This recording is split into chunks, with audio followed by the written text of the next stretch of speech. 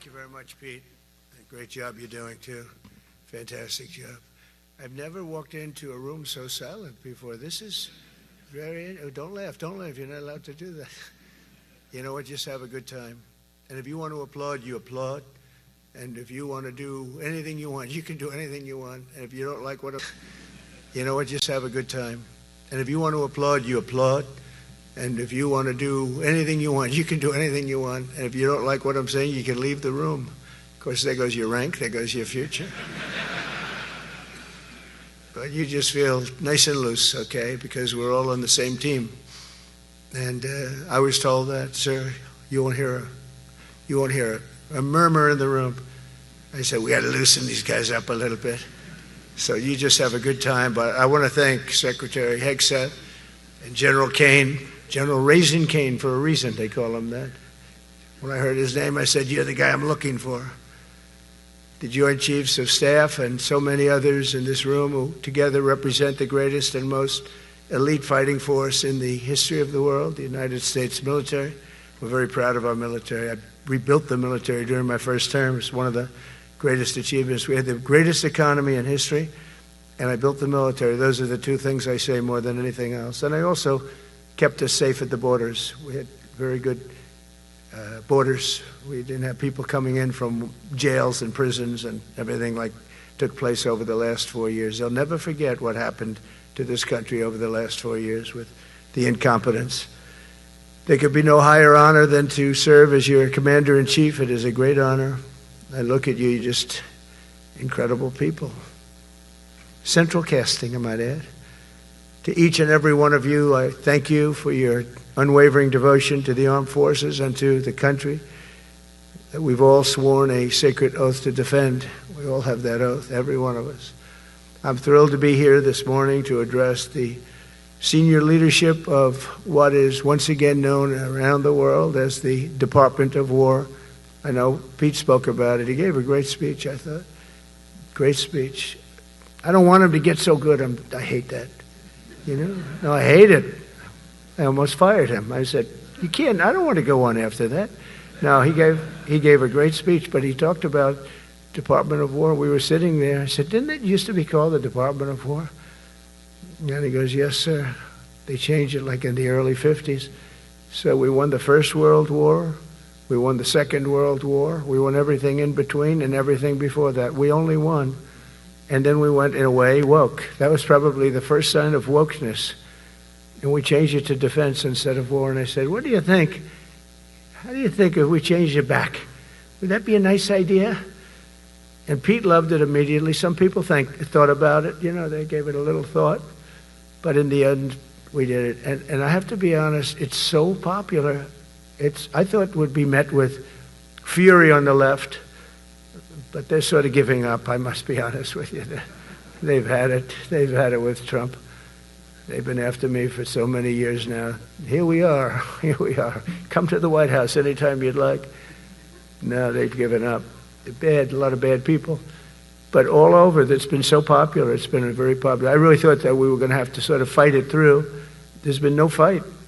There's been no fight. Like what I called the Gulf of America, because to me it was always the Gulf of America. I could never understand. We have 92% of the frontage, and for years, actually 350 years, they were there before us. It was called the Gulf of Mexico. I just had this idea. I'm looking at a map, I'm saying, we have most of the frontage. Why is it Gulf of Mexico? Why isn't it the Gulf of America? And I made the change, and it went smoothly. I mean, we had a couple of fake news outlets that refused to make the change.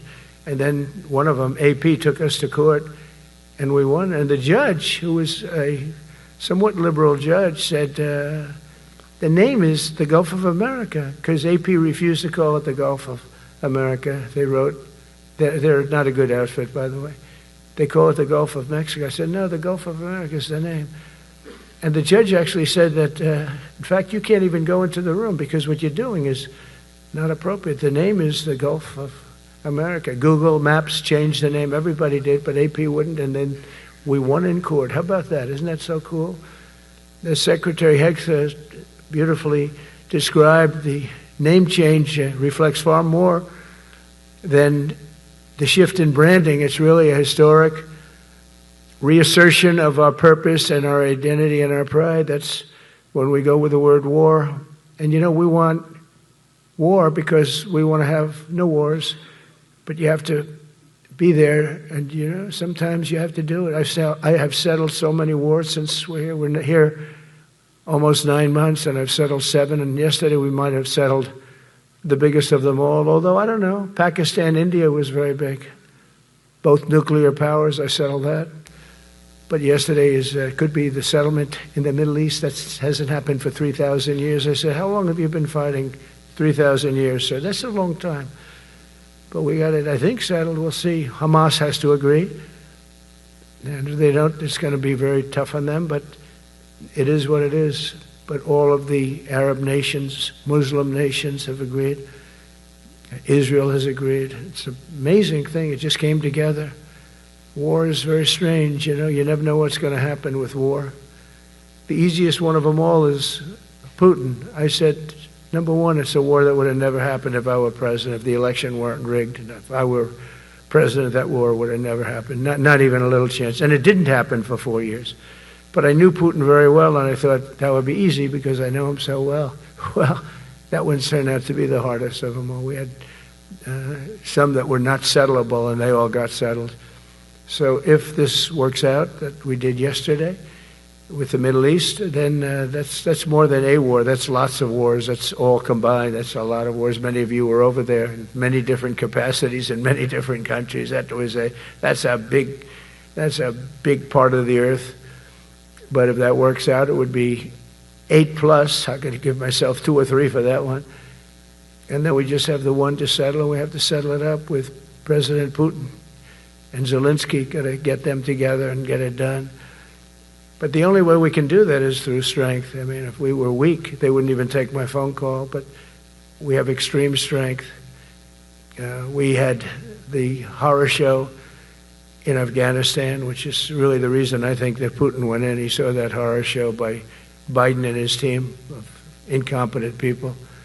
And that showed, I think it gave him a path in. I wasn't there any longer. I watched that, and it was so horrible. I think it was the most embarrassing day in the history of our country. And now we're back. And that's it. We're not going to have any of that crap happen, I can tell you. That was terrible, so terrible. Together we're reawakening the warrior spirit, and this is a spirit that won and built this nation, and from the cavalry that tamed the Great Plains to the ferocious, unyielding power of Patton, Bradley, and the great General Douglas MacArthur. These are all great men. In this effort, we're a team, and so my message to you is very simple.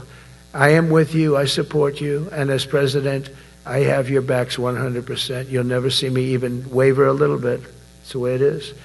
And that includes our great police officers and firemen and all of these people that are doing so well. Together over the next few years, we're going to make our military stronger, tougher, faster, fiercer, and more powerful than it has ever been before. I rebuilt our nuclear, as you probably know, but we'll upgrade that also and just hope we never have to use it. We have to hope we never have to use it, because the power of that is so incredible. I see things, I don't think they'd show it to you. I really wouldn't want them to show it to you. But when you see the result of what's left, you never want to use that. Never, never, ever. We were a little bit threatened by Russia recently, and I sent a submarine, nuclear submarine, the most lethal weapon ever made. Number one, you can't detect it. There's no way. We're 25 years ahead of Russia and China in submarines. Russia's actually second in submarines. China's third, but they're coming up. They're coming up. They're way lower in nuclear too, but in 5 years they'll be equal.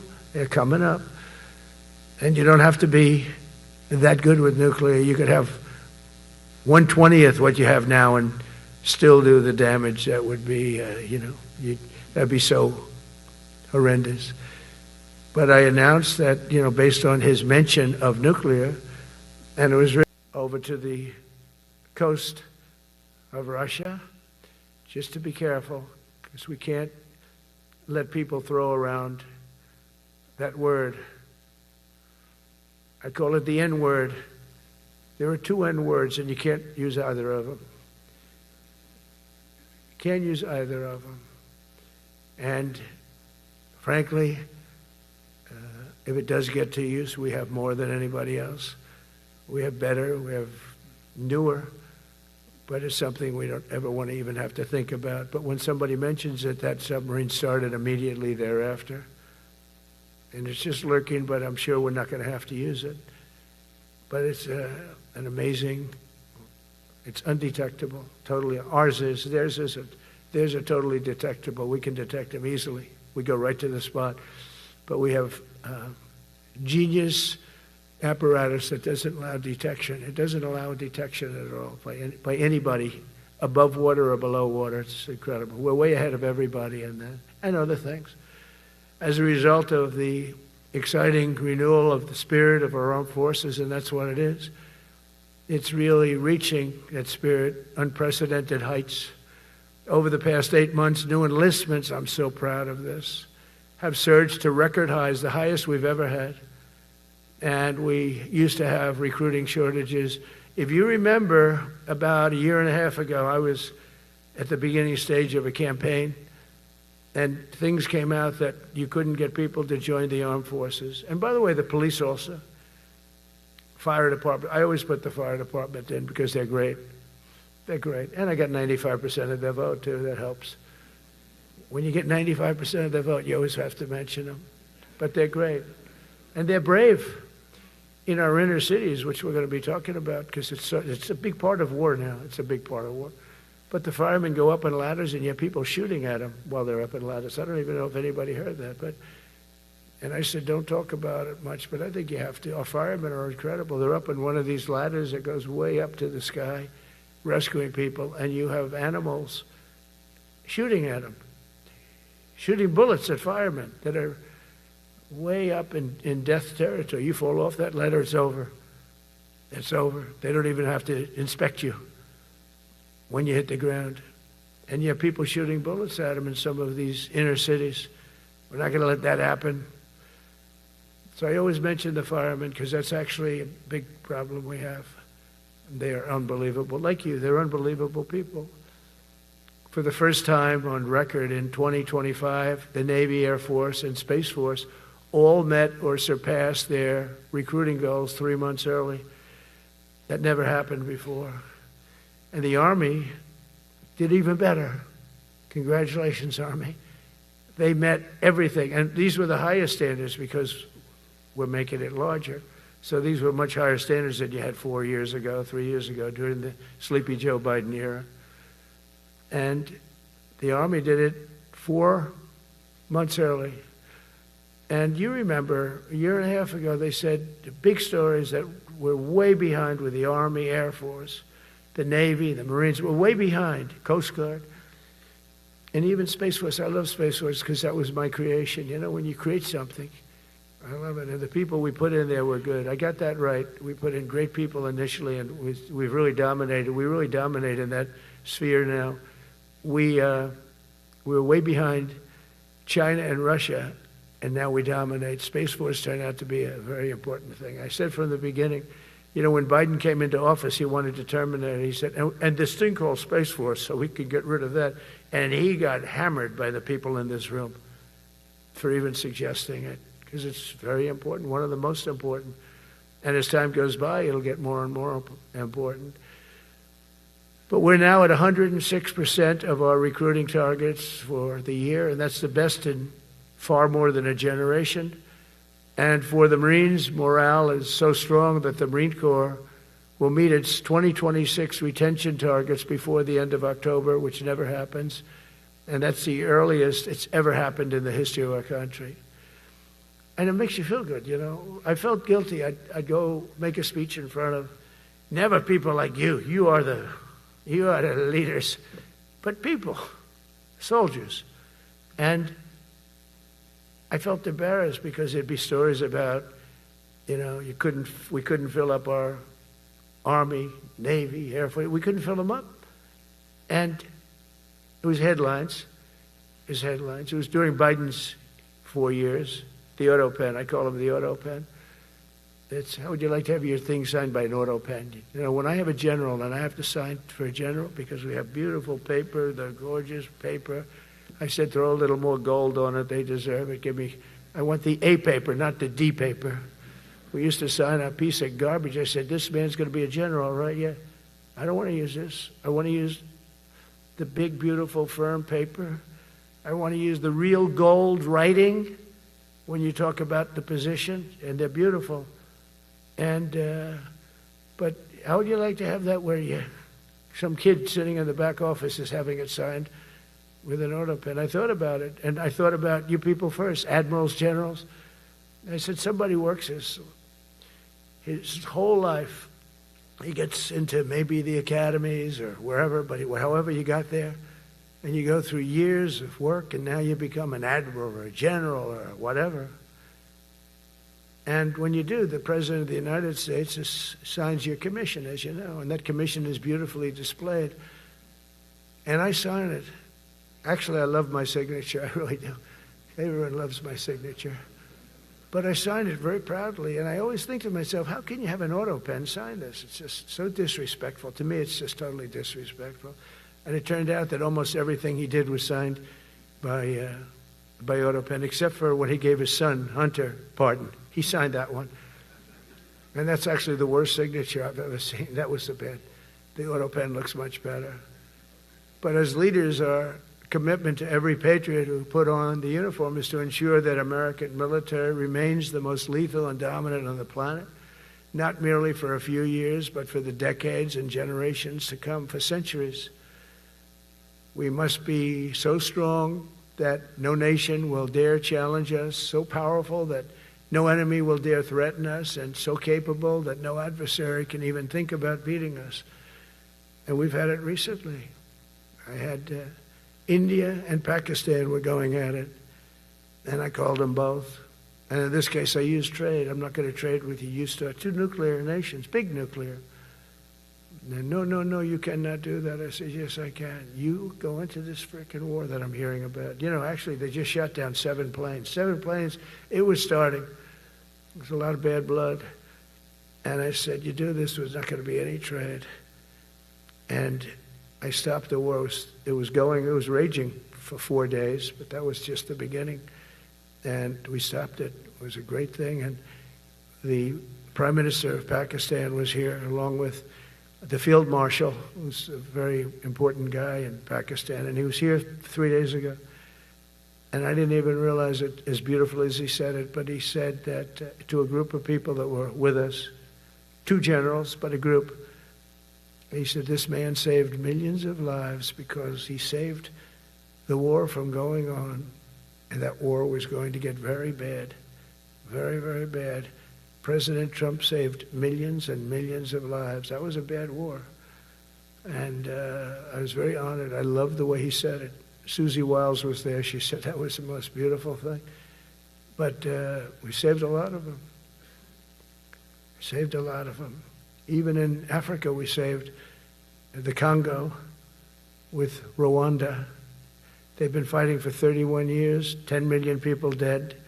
I got that one done. And very proud of it. So if this works out, we'll have 8 in 8 months. That's pretty good. Nobody's ever done that. Will you get the Nobel Prize? Absolutely not. They'll give it to some guy that didn't do a damn thing. They'll give it to a guy that wrote a book about the mind of Donald Trump and what it took to solve the wars. And he'll get the Nobel Prize will go to a writer. No, but well, let's see what happens. But it's be a big insult to our country. I will tell you that. I don't want it. I want the country to get it. But it should get it because there's never been anything like it. Think of it. So if this happens, I think it will. I don't say that lightly because I know more about deals than anybody. This is what my whole life was based on. And they can change, and this can certainly change. But we have just about everybody. We have one signature that we need, and that signature will pay in hell if they don't sign. I hope they sign for their own good and we create something really great. But to have done 8 of them is just like such an honor. And then we have Putin and Zelensky. The easiest one of them all. I said, that one I'll get done. I thought that was going to be first. The others were much harder, some of them. Azerbaijan this was going on for 36 years. They said, it's not solvable, sir. Don't do it. I said, I will do it. I will do it. And I got on the phone with the 2 countries. They were great. They were great. I knew immediately. I knew as soon as I started talking to them, we're going to solve that war. We did. Now they're so happy. Now they're friends. One said he's been president for 32 years, 22 years. He said, for 22 years I did nothing but kill his people. They were in the room together at the Oval Office. And they started off spread like this. I have the beautiful Resolute desk. And one was here, and one was here. You couldn't get further away. That's the furthest I've ever seen 2 people in front of me. And as the hour went by, they got closer, closer, closer. And at the end of the hour, we had it done. And they hugged and hugged and hugged. And I said, that's so nice, and you're going to remain friends. And I spoke to them, one of them the other day. He said, no, he's now my friend. But for 22 years, he's been the head of Azerbaijan for 22 years. And the other guy, great guy too, 7. And that war, that was a war that was not solvable. He said for 7 years. The other one said for 22 years. All I did was kill his people. That's all I've done. I said, well, we're going to put a stop to that. So we solved that. So it's a great thing. It's a great feeling. You're saving Kosovo and Serbia. You're saving so many lives doing this if you can do it. But our people deserve nothing less than the very best. And we're never going to let them down. And if we can solve wars instead of you having to fight wars, wouldn't that be wonderful, right? Wouldn't that be wonderful? That's why one of the first executive orders I signed upon taking office was to restore the principle of merit. That's the most important word, other than the word tariff. I love tariffs. Most beautiful word. But I'm not allowed to say that anymore. I said tariff is my favorite word. I love the word tariff. We're becoming rich as hell. We have a big case in front of the Supreme Court, but I can't imagine. Because this is what other nations have done to us. And we have, great legal grounds. But you still have a case. It would be very bad if something happened. But I said, my favorite word in the English dictionary is the word tariff. And people thought that was strange. And the fake news came over and they really hit me hard on it. They said, what about love? What about religion? What about God? What about wife, family? I got killed when I said tariff is my favorite word. So I changed it. It's now my 5th favorite word. And I'm okay with that. I'm okay with that. But they hit me hard.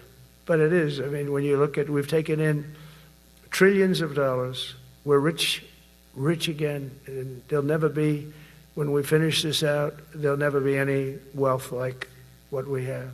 Other countries were taking advantage of us for years and years. You know that better than anybody. And now we're treating them fairly. But the money coming in is, we've never seen anything like it. The other day they had $31 billion that they found. $31 billion.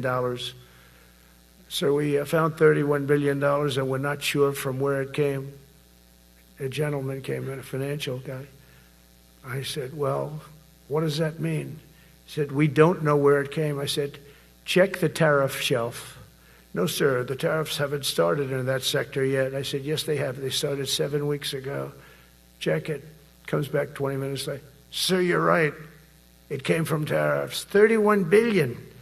That's enough to buy a lot of battleships, Admiral, to use an old term.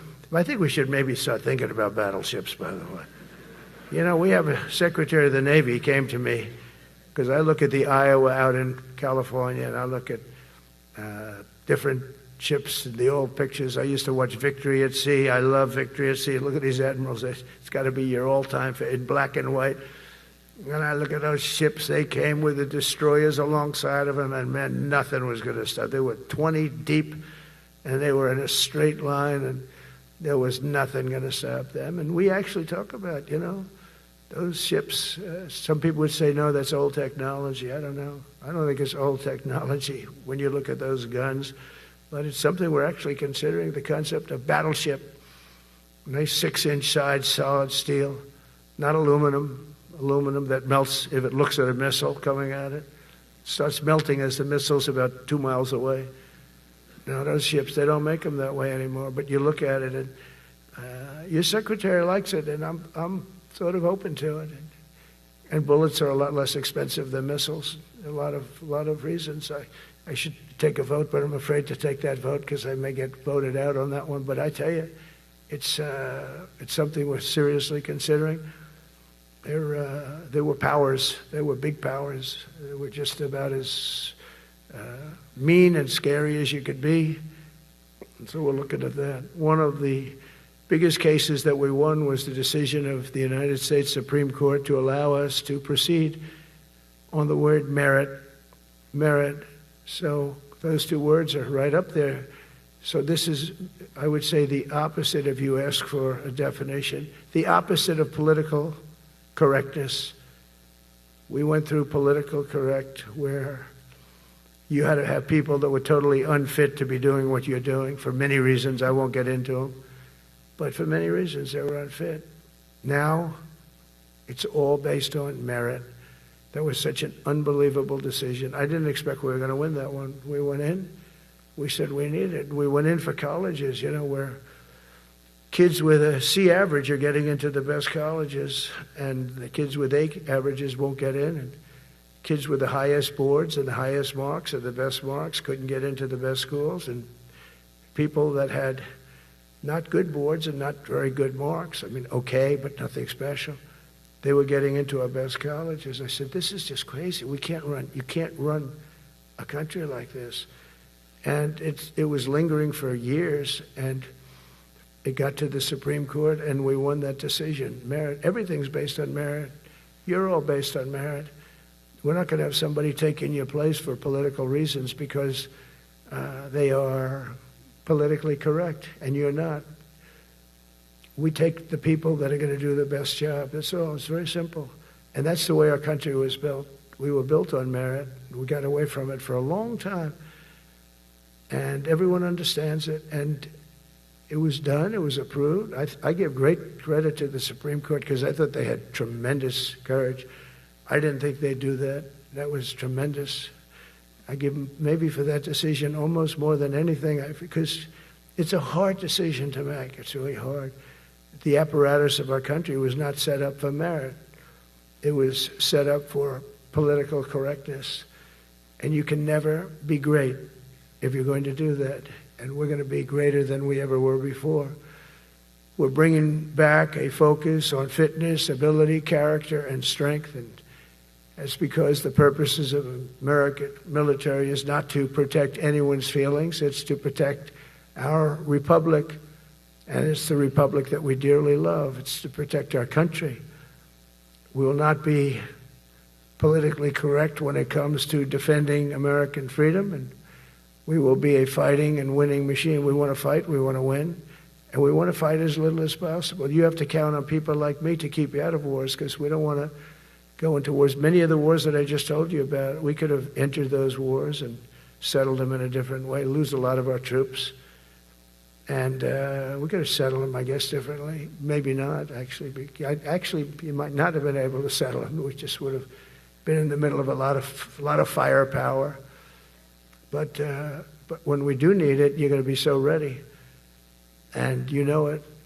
But very importantly, with that goal in mind, I've committed to spending over $1 trillion on our military in 2026, and that's the most in the history of our country. $1 trillion. That's a lot of money. I hope you like that. Ma'ams and sirs, I hope you like it. That's a hell of a lot of money. We have the best of everything.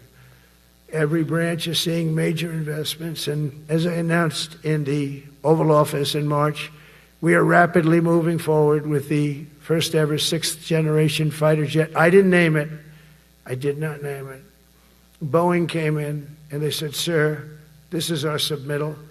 It's the greatest fighting jet ever done. And, you know, they're testing all these planes. All the companies are testing, and this one tested like through the roof.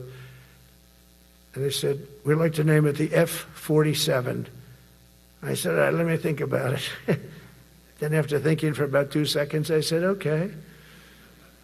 You know, that means 47. I'm 47. So I'm 45, 46, and 47, you know, if you think about it. I just don't want the credit for 46. I don't want to have their open borders and people coming in from all over the world, including jails and mental institutes. I don't want that on my record, but I like having it. We're investing tens of billions of dollars in modernizing our nuclear deterrence capabilities like never before. And we've begun construction on what we call the Golden Dome missile defense shield. It'll be the most sophisticated in the world. You watched it do well until they had some problems at the end with a little bit of a lack of ammunition, defensive ammunition, but they've got that taken care of.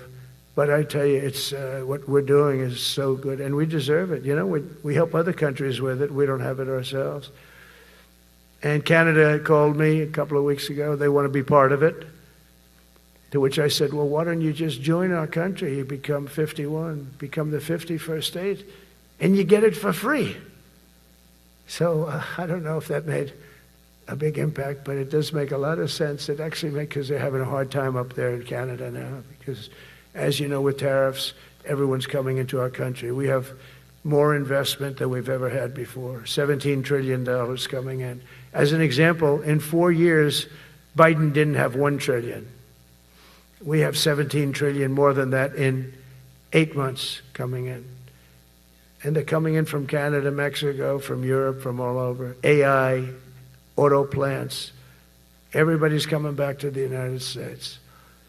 Under my budget, we will be expanding the U.S. Navy by at least 19 ships next year, including submarines, destroyers, assault ships, and more. And it's going to be much more than that as we go along, because we basically don't build ships anymore. We do build submarines, but we don't build ships. Do you know in the Second World War, there were freighters and different types, but we were doing a ship a day, and now we don't do ships. And I'm not a fan of some of the ships you do. I'm a very aesthetic person, and I don't like some of the ships you're doing aesthetically. They say, oh, it's stealth. I said, that's not stealth. An ugly ship is not necessary in order to say you're stealth. By the way, the B-2 bombers were incredible. That is stealth. They went into that. I was with General Kane and Pete were in we call it the war room, but we're watching them go in, and they were totally untouched. They were not seen. They were literally not seen. They dropped their bombs. They hit every single one of them, hit its target. It was total obliteration. CNN, when we came back, fake news CNN, oh, their camera just went off. Look, you know, their camera, every time I mention them, they turn the camera off because it's never good. They say, this is a problem. But I don't blame them. You're better off keeping it off. But they have some scammer reporter who started saying, without any knowledge, that he may not have hit the targets as well as they thought. It may not have been obliteration. He did hit the targets, and I got to give us a little credit, right? It was obliteration, it turned out. The Atomic Energy Commission said it was obliteration. Not only did they hit the target, they had these chutes. And think of this here. Way up in the sky, there was no moon. It was dead dark. You couldn't see a thing. You couldn't see them. But they had, I guess, a beam going right into these chutes. Every single one of those bombs went right down those chutes into a granite mountain. I think it's the last time they're going to build air chutes. They had these air chutes that were nice, beautiful. They were meant for us. But it was total obliteration. And now they give us credit for that. But these people were phenomenal. I tell you, for the Air Force people here, you can be very proud. That B-2, we just ordered a lot of new ones and updated ones, but I'd take the other ones. Let me tell you, they couldn't have worked any better. So they flew for 37 hours total, back and forth, no stops, no nothing. We had 52 tankers loading them up. And that's a job I wouldn't necessarily want too much, flying a tanker, loaded up with hundreds of thousands of gallons of fuel. I don't know if I'd do that job, I asked the question, what happens if it gets hit? Sir, you don't want to know about that, right? I don't want to know about that. But those guys, they just hear us. They're incredible. I had them all to the Oval Office. We had the B-2 pilots and a lot of the people, even the people that took care of them, the maintenance people, just as important. We had them all to the White House, gave them a big party on the lawn, brought some of them into the Oval Office. But on top of all this, we'll deliver a hard-earned pay raise of 3.8% to every soldier, sailor, airman, Coast Guardsman, Space Guardman, and Marine, something you weren't getting from the past administration. They did not treat you with respect. They're Democrats. They never do. Not only are we rebuilding our great strength, but for the first time in years, my administration is actually using that strength to defend the core and vital interests of America. And very simply, we are putting America first. And I have since I've been elected. I've always put America first. It's sort of simple, you know, when you think. My campaign was run on common sense, and we did great. We got the highest numbers ever received in terms of districts. You know, they have it broken up, 2,500 versus 525. We won every swing state. We won the popular vote. We won everything. We won everything. You have to take a look at the map. It's almost entirely red, except there's a little blue line on each coast, and I think that's going to disappear too. We did really great, and part of it is because of our success with the military, the rebuilding of the military, the vote that I got from the military, and they're vicious people, you know, that we have to fight, just like you have to fight vicious people. Mine are a different kind of vicious, but they spread all these horrible, you know, they made up statements and said what I said about everything, but even about the military. But fortunately, the military didn't believe it. It's hard. You know, they make up a statement and they said, you say it. We had 25 people that said he never said that. 25. We had 25 affidavits. And they said, well, we're going with it anyway. You know, these sleazebags. And that's why the press is really losing all power, because people aren't believing it. We need an honest press. We need borders. We need borders. We need an honest press. We need fair elections. I mean, those three things. And we don't have an honest press. We have a really corrupt press. But we fight through the corrupt press. And the people understand. You have to do this stuff a lot. You have to go on television a lot, because you can't get a fair shake if you're going to rely on somebody else. They don't understand. They've destroyed the image of media. Now is at the lowest point it's ever been. It's lower than Congress. Can you believe that? It's something. But together with many of you in the room, we've brought back the fundamental principle that defending the homeland is the military's first and most important priority. That's what it is. Only in recent decades did politicians somehow come to believe that our job is to police the far reaches of Kenya and Somalia, while America is under invasion from within. We're under invasion from within. No different than a foreign enemy, but more difficult in many ways because they don't wear uniforms. At least when they're wearing a uniform, you can take them out. These people don't have uniforms. But we are under invasion from within. We're stopping it very quickly. After spending trillions of dollars defending the borders of foreign countries, with your help, we're defending the borders of our country from now on. We're not going to let this happen. Biden let people come in from prisons, mental institutions, drug dealers, murderers. You know, we had 11,488 murderers allowed into our country by this guy who had no clue. He had no clue. He shouldn't have been there in the first place, but he had no clue. The people that ran the office, the White House, were people that surrounded him, radical left lunatics that are brilliant people, but dumb as hell when it came to policy and common sense. And they allowed people from all over the world, from the Congo. They opened up prisons in the Congo.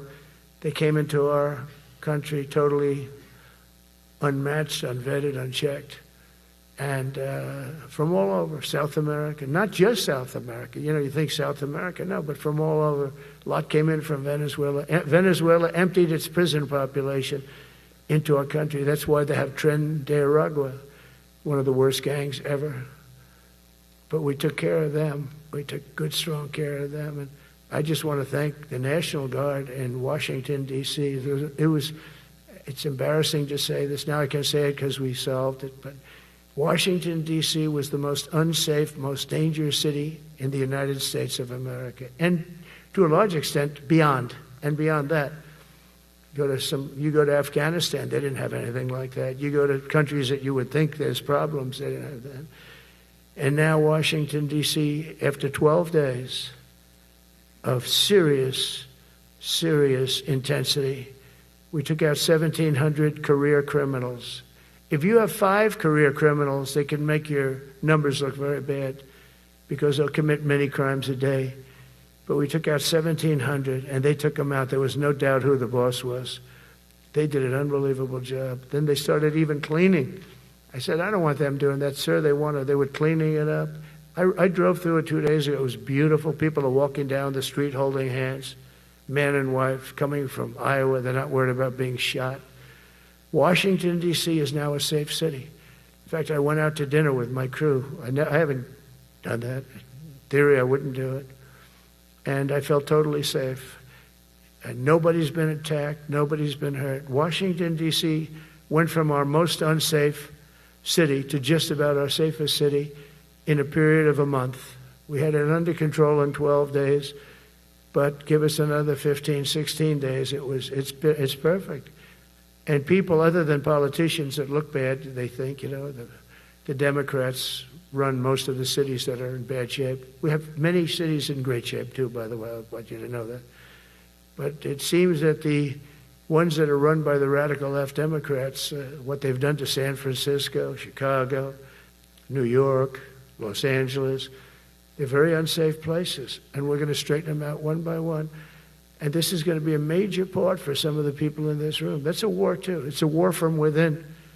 Controlling the physical territory of our border is essential to national security. We can't let these people in.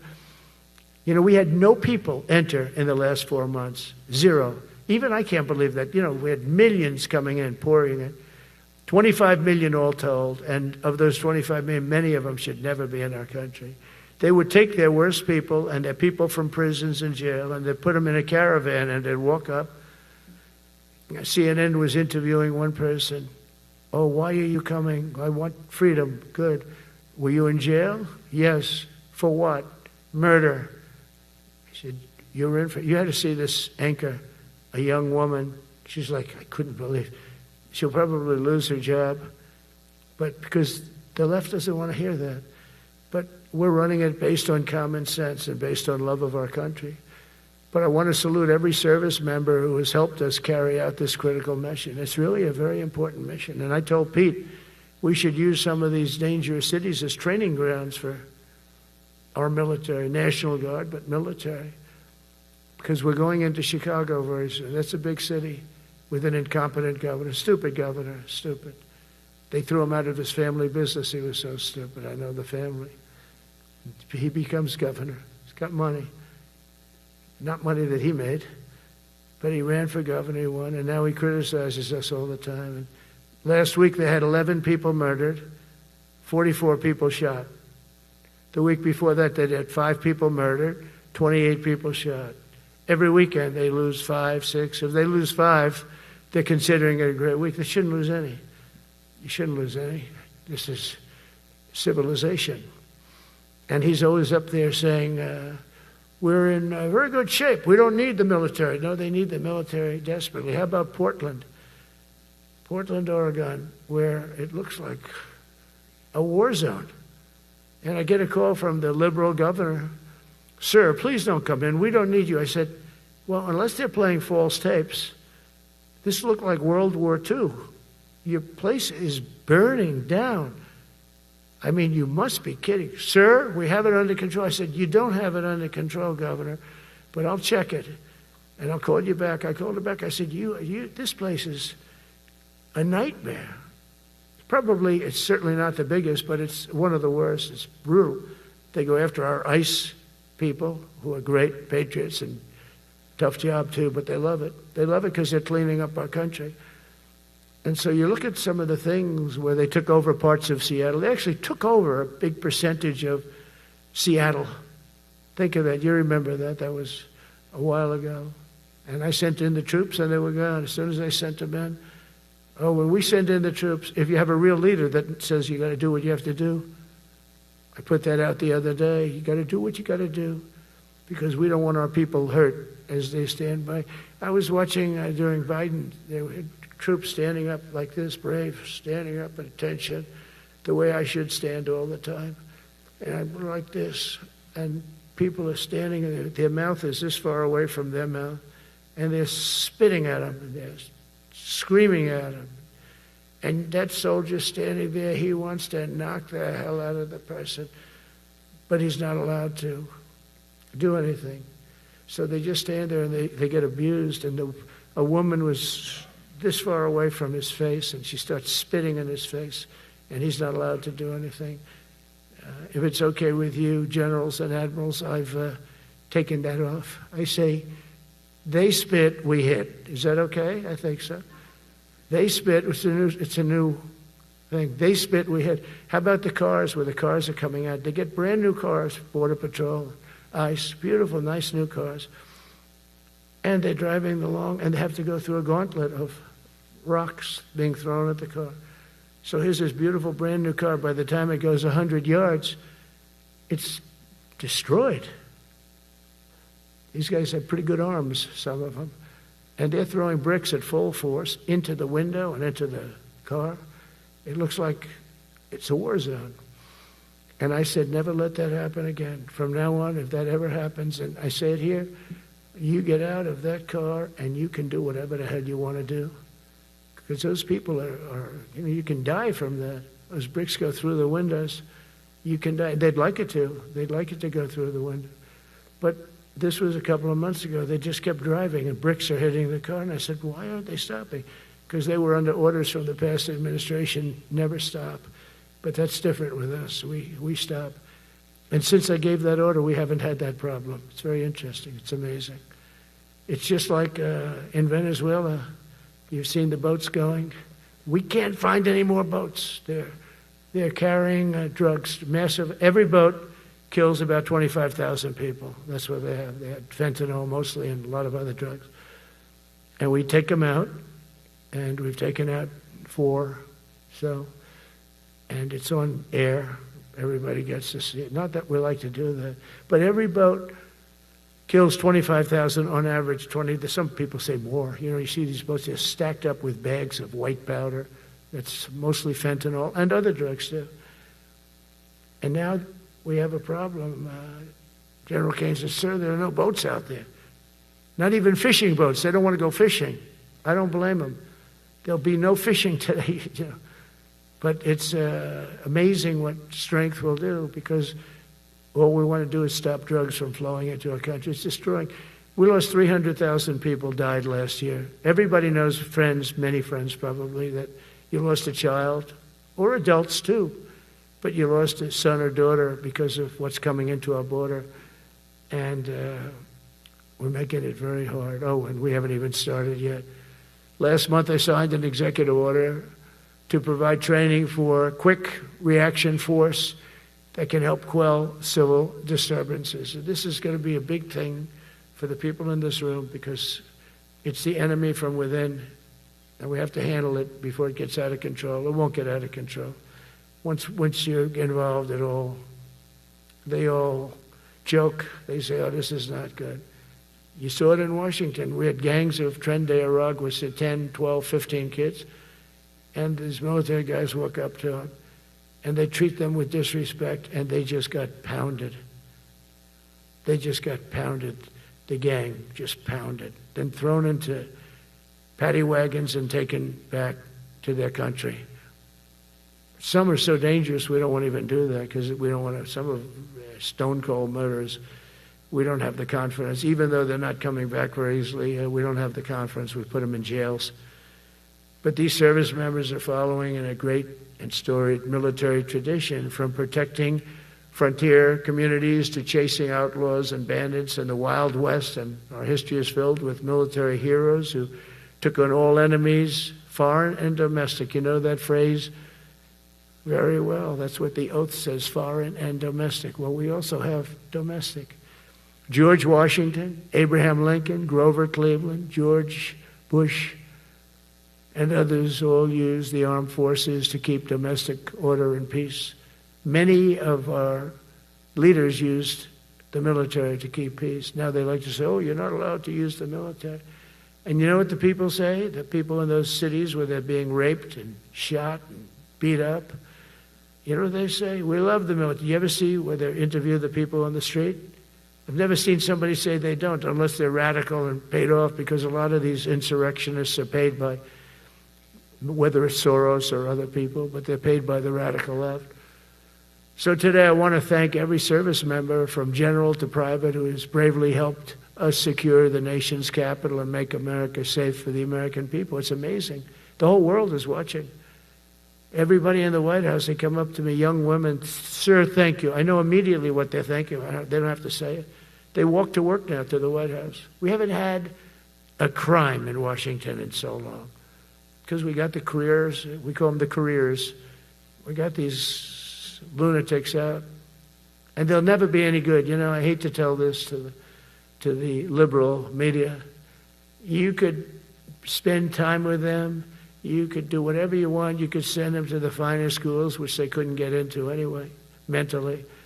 They couldn't get in, but no matter what you do, they'll never be good. They're bad. They're career criminals. I don't know, maybe they were born that way. Some people don't like me to say that, but maybe they were. Certainly some were. Together with the leaders here today, we're also restoring a needed focus on defeating threats in the Western Hemisphere. Throughout this region, cartel terrorists have been allowed to wage a relentless campaign of death and destruction on our country, all because we had weak leadership on top. And we did a great job with it first term, but this is something else what we're doing now. We're taking it to the next level, probably next level times 3. But we had COVID come up, and we had to take care of that. We did a great job with COVID. We had the therapeutics. It was just Regeneron. So many things we did for COVID, but we had to focus on that, and every other country in the world was being decimated by COVID. So we had to change gear a little bit to take care of that. But under our leadership, the military is now the knife's edge in combating this sinister enemy. We have to put the traffickers and cartels on notice, and we've done that. And we put them, a lot of them, we've called them a terrorist organization, which is actually a big thing to do. Nobody's done it, but I've done it with a lot of them. It gives you a tremendous advantage. If you try to poison our people, we will blow you out of existence, because that's the only language they really understand. That's why you don't see any more boats on the ocean. You don't see any boats. Around Venezuela, there's nothing. As president, I will never hesitate to defend our people from threats of violence, from the horrible plague that's taking place from within. The Iran nuclear power, the Iran, all of the great power that we thought existed, we blew it out to kingdom. We took advantage of it, and we just really took advantage of it, and it was a beautiful thing to see, and that's what military power can achieve. That's why I chose Raising Cane. He's fantastic, by the way. I hope you all agree. If anybody disagrees, could I please have your hand? Who disappears at Raising Cane is no good? Just raise your hand. I don't see any hands raised. All right. That means you're okay. That means that he's okay now, but I saw his results. You know, he took out ISIS. I was told it was going to take 4 years. It took 4 weeks. I went to see him, and he took him out in 4 weeks, knocked him out, knocked him to hell. And I was told by military people it was going to take 4 to 5 years to do it. And I don't even know if we'll have it then, sir. These were the Washington generals. I call them the television generals. But Raising Cane did it in 4 weeks, took out 100% of the ISIS caliphate. As a result of these actions and many others since my inauguration, we're witnessing the triumphant return of peace through strength. We have great peace through strength. America is respected again as a country. We were not respected with Biden. They looked at him falling downstairs every day. Every day the guy's falling downstairs. He said, it's not our president. We can't have it. I'm very careful, you know, when I walk downstairs, like I'm on stairs, like these stairs, I walk very slowly. Nobody has to set a record. Just try not to fall, because it doesn't work out well. A few of our presidents have fallen, and it became a part of their legacy. We don't want that. You walk nice and easy. You don't have to set any record. Be cool. Be cool when you walk down, but don't bop down the stairs. So one thing with Obama, I had zero respect for him as a president, but he would bop down those stairs. I've never said, da-da, da-da, da-da, bop, bop, bop. He'd go down the stairs, wouldn't hold on. I said, it's great. I don't want to do it. I guess I could do it. But eventually, bad things are going to happen, and it only takes once. But he did a lousy job as president. A year ago, we were a dead country. We were dead. This country was going to hell.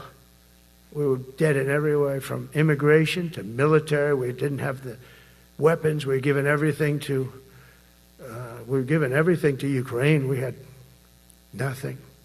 And by the way, I have to tell you, now, as you know, I went over and I met with NATO, and NATO raised from 2 to 5, which everyone said 5% of GDP. Millions and now trillions of dollars are pouring in. They didn't pay the 2% because they know we were there to pay it. And now they paid the 5%. That's trillions of dollars. And we're not spending any money on that war, not 10 cents. We sell our equipment to NATO. NATO pays us for the equipment, and they give it to Ukraine or whoever they give it to. They can keep it, but we're not involved. We have no money going out. Biden gave $350 billion. Not sustainable. $350 billion. And we have a war that should have never started. But we're not doing that anymore. So I just want you to know we're selling equipment. Our people are buying equipment. They are buying the equipment at full price, a fair price. So I don't want to say we're making money, because I don't want to be making money on a war. It's too many people dying. They're losing 7,000 soldiers a week. A lot of them are Russian soldiers, but between the two countries, mostly soldiers, by the way. Sometimes, you know, in Kiev, they'll lob a missile in, or some drones in, kill some people. But mostly it's soldiers. Russia and Ukraine are losing 7,000 souls.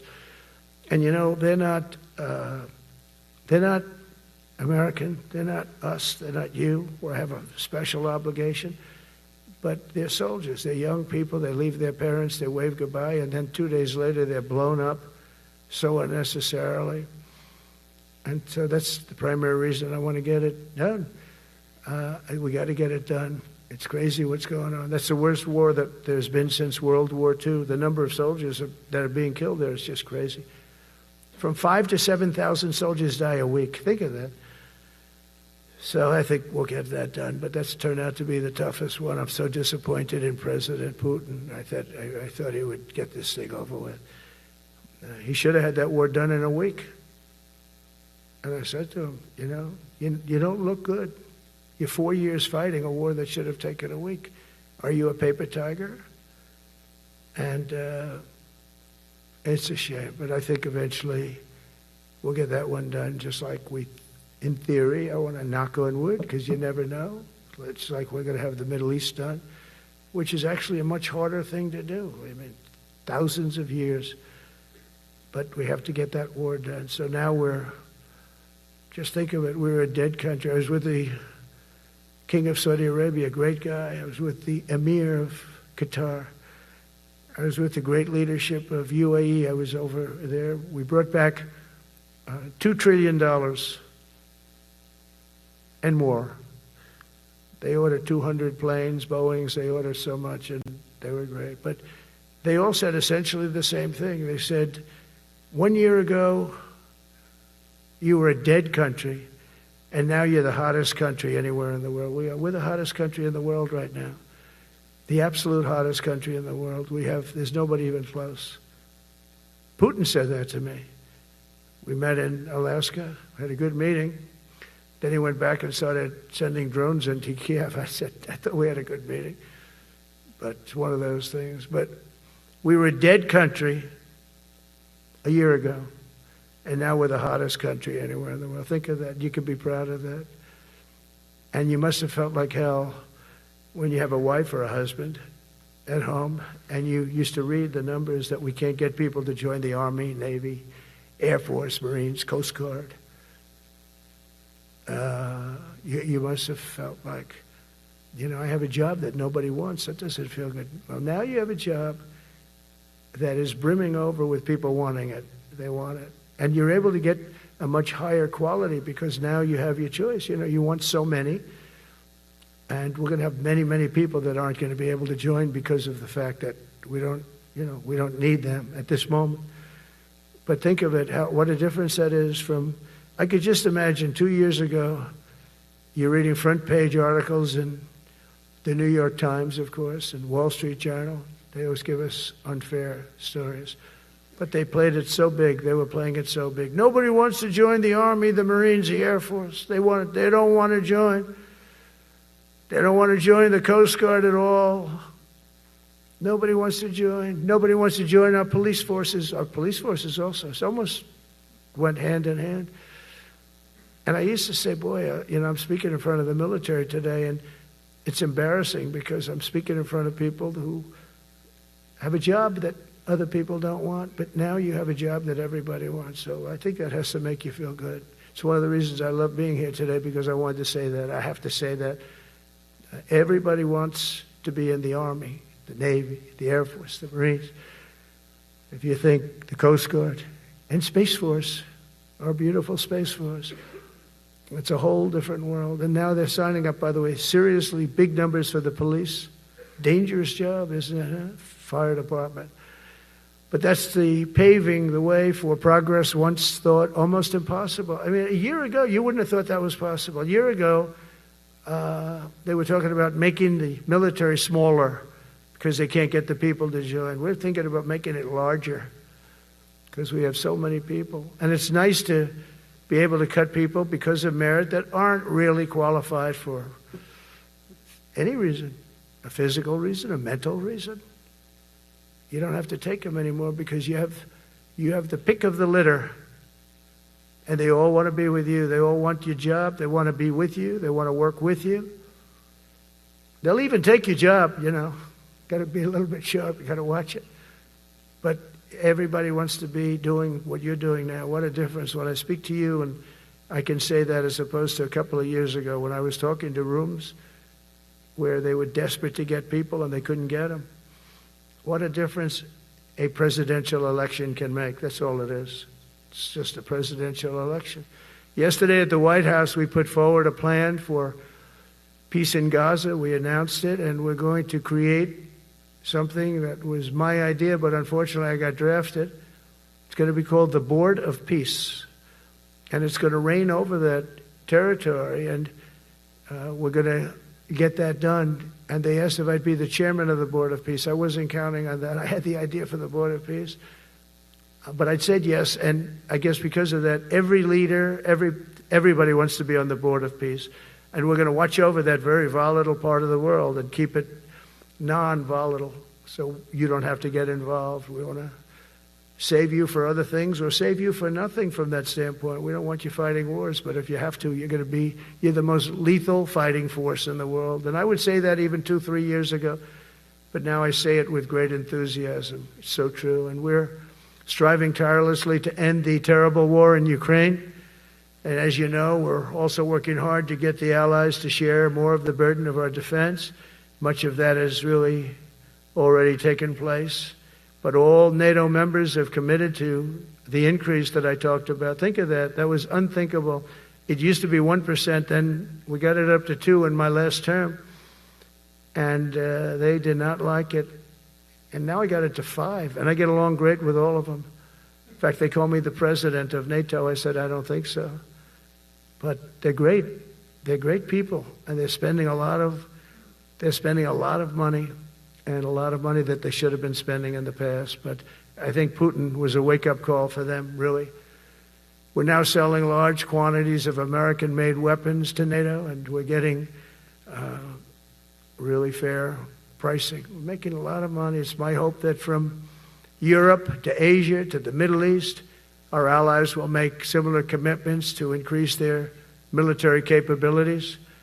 And this will greatly strengthen our alliances, and also it will make war far less likely. You know, if you're a strong presence like we are such a strong presence now. And I go around bragging about that. I said, we have the strongest military anywhere in the world. I say it. You never heard Biden say that. You never heard him say anything. But you never heard him say, did you ever hear him say, we have the strongest military? He doesn't say that. I say it. We have the strongest military anywhere in the world. We have great leadership. And I'll tell you, Pete and General Kane, all of the people that I've met that have been lifted up in rank. And we got many of them out of here, too. I'll be honest with you.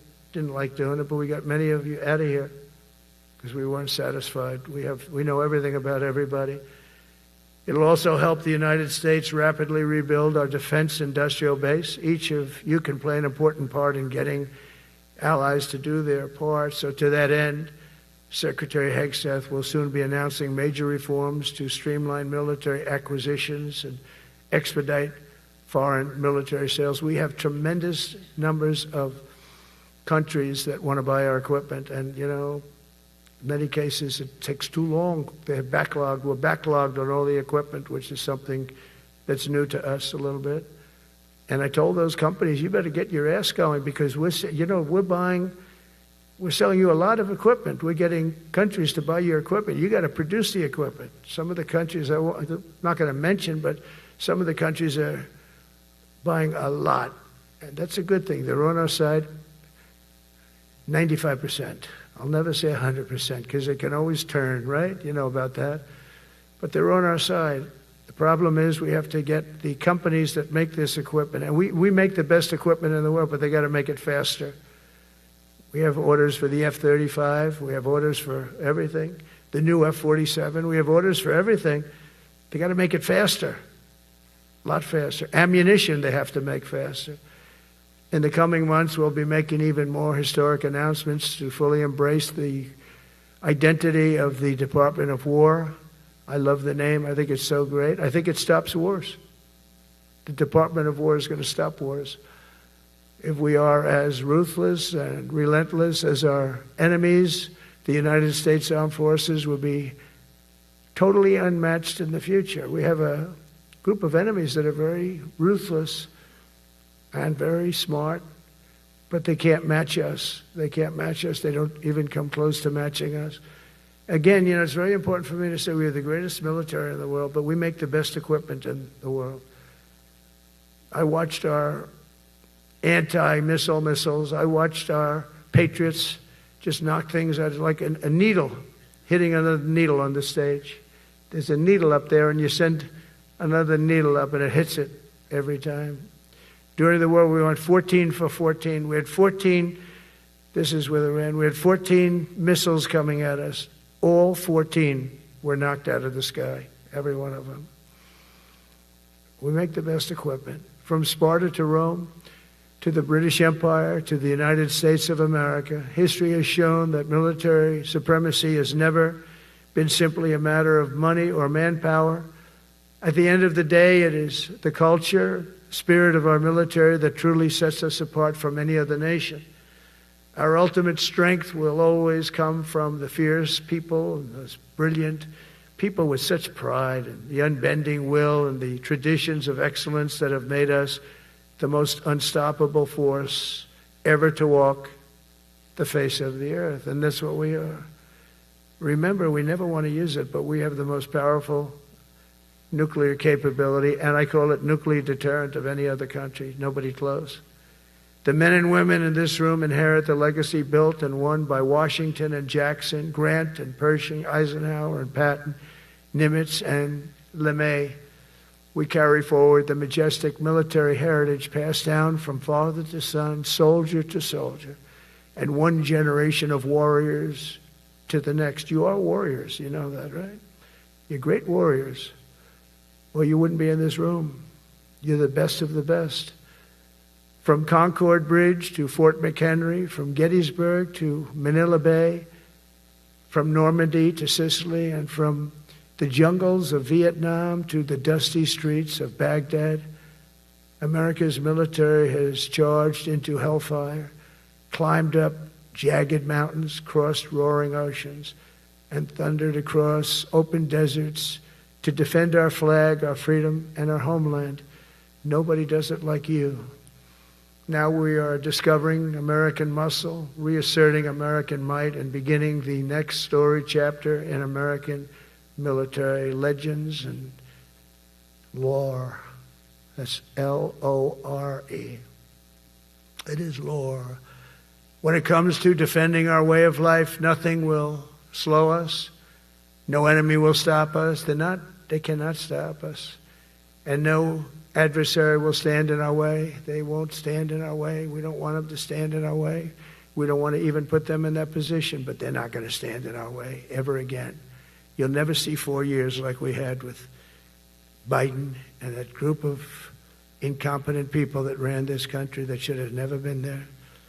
Because we are the United States military, the best, the boldest, the bravest that the world has ever seen, that the world has ever known.